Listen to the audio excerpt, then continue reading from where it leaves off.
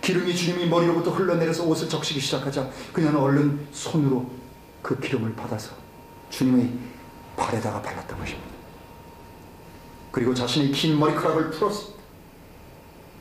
그것으로 그분의 발을, 어떻게 하면 여러분 자기 머리카락으로 그 발을 닦을 수 있겠습니까? 자신이 가장 낮아진 자세로 엎드리지 않으면 발을 닦을 수가 없는 것입니다. 아, 사람이 되신 하나님의 두 발을 그녀는 만졌습니다. 군살이 잔뜩 배긴 찢어지고 상한 것이 가득한 아름다움을 찾을 길 없는 그 투박한 발, 지금까지 죄인들을 찾아서 먼 길을 걸으셨던 그 하나님의 발, 나를 찾아오셨던 그 발, 이제 죄인을 위해서 십자가에 달리기 위해 죽음의 길을 걸으실 이 발, 슬픔의 눈물이, 그분을 향한 사랑의 눈물이 그녀를 움직였습니다. 천천히 그녀는 사랑하는 주님의 두 발을 닦았습니다. 여러분, 이 그림을 한번 생각해 보십시오.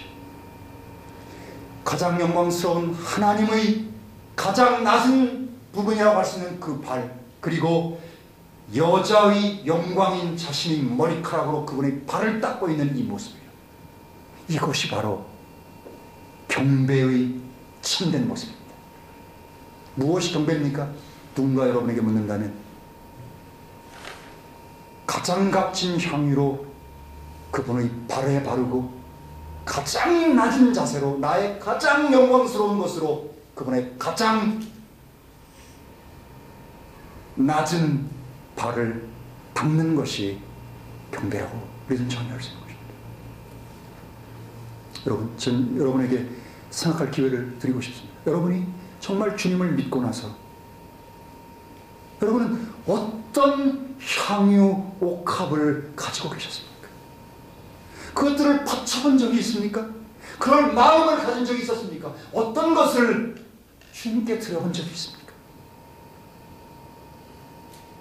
우리가 그분을 향한 사랑과 그분을 향한 감사하는 마음과 그분을 향해서 경배하고 싶은 마음이 우리가 든다면 우리들은 아끼지 않을 것입니다.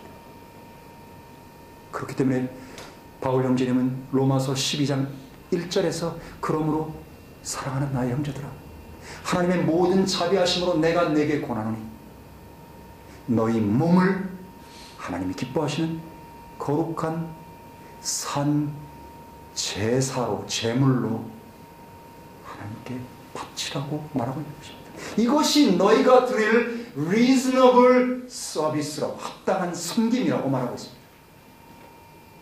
어떻게 나를, 내 몸을 제물로 바치라고요?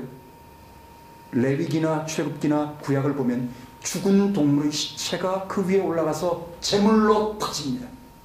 그러나 여기서 뭘 얘기합니까? 산채로 자기 몸을 태우는 것입니다. 산채로 그 지독하고 고약한 살이 타는 냄새를, 무엇을 얘기합니까 여러분? 하나님이 뭐가 그렇게 이상하신 분이어서 그 고약한 팻와 그리고 뼈가 타고 고기가 타고 하는 그 냄새를 그분이 즐기시겠습니까? 그분이 뭐가 이상하신 분이어서 그 냄새를 즐겨 하시겠습니까? 뭘 우리에게 얘기하고 싶어 하십니까? 철저한 자기 부인입니다. 철저한 자기 부인을 얘기하는 겁니다. 십자가, 그것이 바로 구약의 제물은 십자가를 얘기하는 겁니다. 나를 철저히 부인하는 것입니다. 그리고 내가 십자가에 달려 주님과 함께 죽어 있다는 사실을 발견하는 바로 그것입니다. 누가 마리아와 같은 향유 옥합을 주님께 드릴 수 있습니까? 사랑만 굳게 닫힌 지갑을 열 수 있다는 속담이 있습니다. 여러분, 오직 사랑만, 사랑하는 사람만, 사랑하는 사람을 위해 기꺼이 즐거이 아무리 해줘도 아깝다는 생각이 안 들고 오히려 부족하고 미안하다는 생각밖에 안 듭니다. 그럴 때 비로소 바칠 수 있는 것입니다. 저는 제 아내하고 연애할 때요, 그 당시에 세이꼬 그러면 여러분 좋은 시기였습니다. 세이꼬 들어는 보셨나요? 요즘 세이꼬는 완전히 별 볼일 없죠? 옛날 세이콘 굉장히 좋은 겁니다. 여러분 그때 카시오 전자계산기 여러분 아십니까? 저 대학 다닐 때는 전자계산기가 없었어요. 그래서 자를 가지고 계산을 했어요. 다 사인, 코사인, 탄젠트, 뭐 2차 함정식 이거 다 자를 가지고 했습니다. 근데 계산기가 나왔어요. 저 연애할 때 있죠. 제 아내에게, 그때는 아내도 아니었죠. 연애하는 사람에게요. 그거 해주기 위해서요. 시계도 전당포에 여러 번 가고. 카시오 전자계산기 그 비싼 거 몇 개나 전당포에 갔는지 모릅니다. 왜요? 사랑하는 사람에게 잘해주고 싶어서. 그 사람을 정말 잘해주고 싶었기 때문에. 여러분 그런 경험 다 있을 겁니다. 그렇다고 여러분 학생들이요, 지금 내 말을 듣고 담대함을 갖지 말라. 옳거니 나도 앞으로 부모에게 사기쳐가지고 나도 전당포에 나갔다가, 그건 좋은 건 아닙니다. 그런 마음이라, 그 정도의 마음이라는 건데요. 아마 이 순간이 주님께는 이 세상 속으로 들어오신 이래로 가장 행복했던 순간이라고 저는 생각합니다. 주님은 맨날 울지만 않으셨습니다. 주님은 행복한 순간이 있었습니다. 엿새움에 나는 견디기 힘든 참혹한 고난을 겪어야 한다. 육체의 그 고통. 그것은 생각하기도 싫은 끔찍한 고통이었지만 그게 둘째 문제였습니다. 주님께는. 창세로부터 하나님과 함께 누려왔던 하나됨에서 분리되는 이 두려움, 한 번도 경험해보지 못한 이 두려움, 그것이 그분을 정말 두렵게 했던 것입니다.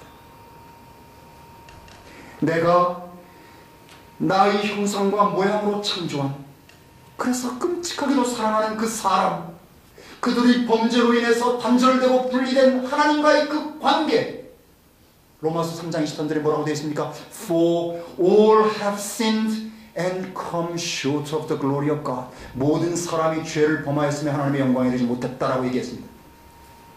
하나님의 영광에 이르도록 창조된 사람이 스스로의 범죄로 인해서 영광은커녕 오히려 영원한 진노의 형벌 아래, 하나님의 심판과 정죄 아래 처하게 된 그들의 비참한 운명. 그러할지라도 거룩하신 하나님 눈앞에 자기 스스로를 죄 없는 의로운 존재로 바꿀 수 없는 그들의 그 연약, 그들의 무능, 그들의 한계, 아무리 애를 써도, 아무리 결심을 해도, 아무리 일을 악물어도 선하게 살 수 없는